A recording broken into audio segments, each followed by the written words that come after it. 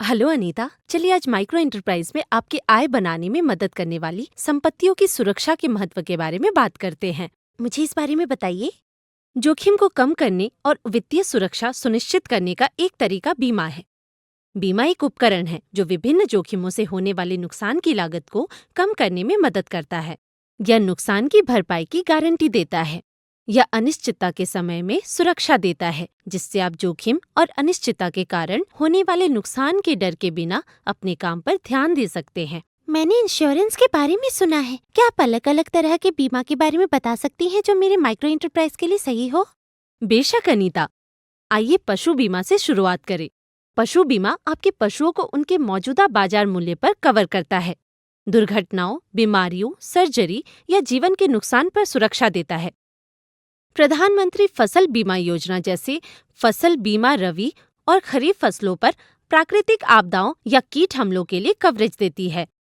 किसान credit card (KCC) और प्रधानमंत्री मुद्रा योजना (पीएमएमवाई मुद्रा) जैसे वित्तीय सहायता कार्यक्रम किसानों को समय पर लोन, दुकानदारों और छोटे उद्योगों जैसे गैर वित्त पोषित क्षेत्रों को लोन प्रदान करते हैं।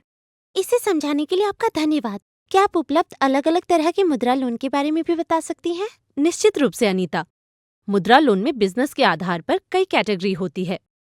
शिशु लोन शुरुआती चरण के विनिर्माण व्यवसायों के लिए है। इसमें 50,000 तक का लोन 11% से 12% के ब्याज पर मिलता है। किशोर लोन बिजनेस के विकास चरण में दिया जाता है। इसमें 50,000 से 5 लाख तक का लोन 14% ब्याज पर मिलता है। मौजूदा लोन छोटे और मध्यम व्यवसायों के लिए है। इसमें 5 से 10 लाख तक का लोन मिल सकता है। लोन के लिए जरूरी दस्तावेजों में पहचान प्रमाण पत्र, निवास की तस्वीरें और खरीदी जाने वाली मशीनरी या वस्तुओं के लिए कोटेशन और व्यवसाय की पहचान का प्रमाण शामिल है।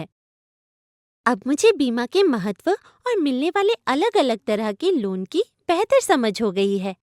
ये सब बताने के लिए तुम्हारा शुक्रिया श्री। कोई बात नहीं अनीता, आपके माइक्रो एंटरप्राइज के लिए शुभकामनाएं।